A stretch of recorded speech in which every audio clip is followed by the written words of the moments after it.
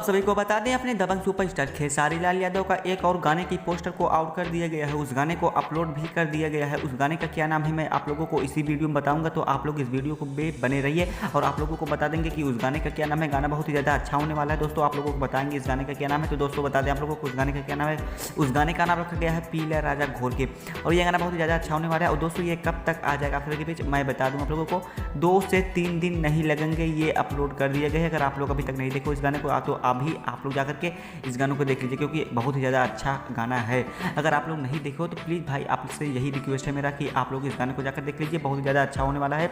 और एक गाने के बारे में और बता दें आप लोगों को, जो गाना निकला था खेसारी लाल यादव का आम के स्वाद रानी खटके बा, ये गाना जो है बहुत ज़्यादा अच्छा आप लोगों का प्यार मिला, मिलियन व्यूअर्स इस पर आए हैं। उसी तरह से ये गाना बनाया गया है जो है पीले राजा घोर के, उसमें रखा गया था आम के स्वाद, इसमें रखा गया पीले राजा घोर के।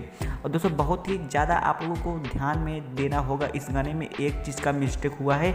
आप लोग इस गाने को अगर पूरा देखोगे तो आप लोग समझ जाओगे क्योंकि इसमें क्या मिस्टेक हुआ है। तो सबसे पहले बता दें आप लोगों को, सबसे पहले एक गाना आया था खेसारी लाल यादव का कि चीनी में खारी डाला, ये गाना बहुत ही ज़्यादा अच्छा हुआ और इस गाने को निखिल ने दिया था, निखिल यादव ने इस गाने को दिया था, बहुत ही ज़्यादा अच्छा गाना हो गया था।